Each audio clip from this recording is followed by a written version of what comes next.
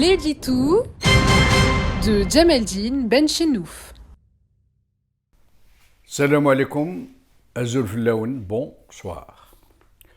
Le discours politique algérien s'est toujours distingué par la harangue hystérique, le mensonge systémique, la récupération mémorielle, la désignation d'ennemis qui ne chercheraient, selon lui, qu'à détruire le pays, la stigmatisation forcenée de quiconque ose contester le système, le qualifiant d'agent de l'étranger, de mercenaire, de harki et autres gentillesses du genre.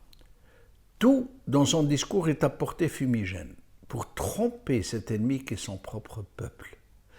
Toute son attitude a toujours procédé de la tromperie. Il a incessamment et laborieusement tout entrepris, n'importe quoi, pour anesthésier son peuple, pour troubler sa lucidité, l'empêcher de découvrir la vraie nature et les vraies méthodes de ceux qui ont pris le contrôle de son pays, et de comprendre enfin qu'une telle trajectoire ne peut mener qu'à une inéluctable catastrophe, à un naufrage annoncé. Mais l'esbrouf n'est dans l'alarme et la stigmatisation que lorsqu'il est question de jeter l'opprobre sur ceux et celles qui s'opposent à lui et tentent d'alerter l'opinion publique sur sa véritable nature, sur son impéritie, sur sa corruption, sur les périls à terme qu'il fait peser sur l'avenir de tout le pays. Quand il est question de lui-même, les caractéristiques qu'il s'arroge et les mérites qu'il se prête sont toutes aussi excessifs, mais dans le sens contraire, à rebours. Celui qui consiste à se présenter sous le meilleur jour, jusqu'à se transformer, lui, la mafiocratie, en miracle politique et économique, en redresseur de l'injustice historique, en continuité de la révolution de novembre, et sa junte en digne héritière de l'armée de libération nationale qu'il a pourtant combattue pour prendre le pouvoir par la force, dont il a assassiné des milliers de moudjahidines, dans laquelle il a injecté des dizaines de milliers de faux moudjahidines, parce qu'il savait, ce régime, l'importance de l'islam dans la société algérienne. Il en a récupéré le fonds de commerce, en faisant de l'islam la religion de l'État dans sa constitution, en commençant par créer une sorte de clergé très cadré, très encadré, dont les imams recevaient chaque vendredi le texte du prêche qu'ils devaient déclamer devant leurs fidèles et où les valeureux dirigeants étaient régulièrement sublimés et leurs sacrifices pour leur pays passionnément salués.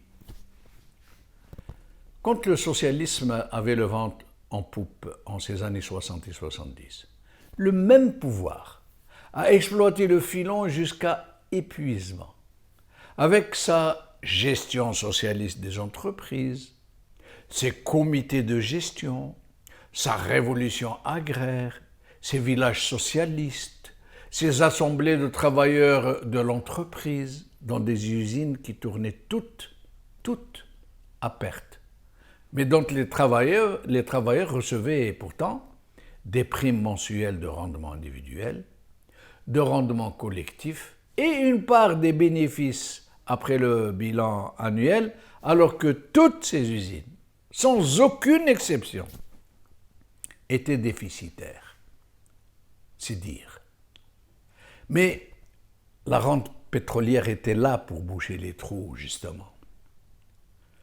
Quand le président était en visite à l'intérieur du pays, dans une ville du pays, toutes les activités s'arrêtaient, toutes.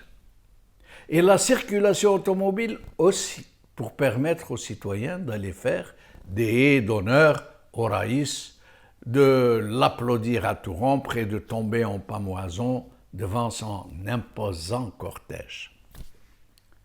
Le nom officiel du pays n'était pas République algérienne tout simplement, ce qui aurait été de toute façon largement usurpé puisque nous n'avons jamais été en République, mais en oligarchie militaire. Mais non, cela ne suffisait pas, alors le nom était autrement plus alambiqué et qui montrait tout le complexe du système qui se savait menteur et qui, en cherchant à brouiller les pistes, en faisait trop. La dénomination du pays est donc devenue une sorte de pléonasme à rallonge, République algérienne, démocratique et populaire. Le nom qu'elle porte jusqu'à aujourd'hui. Pourtant, et malgré ses outrances, le peuple algérien était sur le nuage, enthousiaste et la foi patriotique débordante. Il croyait tout ce qu'on lui débitait et il continue à le croire. Et pour cause, puisqu'une très massive propagande avait été mise en branle en flux tendu sans jamais s'arrêter. La télévision unique et les radios du pays diffusaient en boucle les discours du Raïs. Le FLN était en réunion continue tout le temps, à tous les niveaux, depuis le comité central jusqu'à la cellule d'usine ou de la plus petite commune du pays. Les réunions n'étaient clôturées que pour en annoncer la prochaine, partout, à tous les niveaux. Les rotatives des imprimeries de tout le pays ne s'arrêtaient presque jamais. Toujours des affiches, des portraits, des discours, des diplômes et des attestations de mérite révolutionnaire à tirer. Après les émeutes du 5 octobre 1988, dont il faut rappeler, dont il faut signaler que c'était un clan du régime qui les avait lui-même provoqués et qui allait pourtant se retourner contre lui et qui ont coûté des centaines de morts, des milliers d'estropiés. Après donc ces émeutes, des réformes allaient être entreprises, des réformes menteuses, politiques et économiques, pour mettre en place de faux partis politiques, une fausse presse, une fausse démocratie, une libéralisation de l'économie qui allait permettre aux mêmes barons du régime de tout rafler. Ces usines du secteur public, du secteur socialiste qui allaient être fermées et vendues à vil prix à ces mêmes barons. Les terres des colons qui avaient été détournées, arrachées aux travailleurs des comités de gestion qui les tenaient et qui allaient être vendues aux généraux et à leur clientèle et à leur parentèle. Et les fameux crédits bancaires qui allaient permettre aux mêmes barons socialistes et à leurs clients de devenir milliardaires ou au moins millionnaires en dollars, sans véritable création de richesse, juste par le pillage. Mais à nos oreilles, continuent de résonner toujours ces slogans et ces professions de foi lancées par le raïs du moment.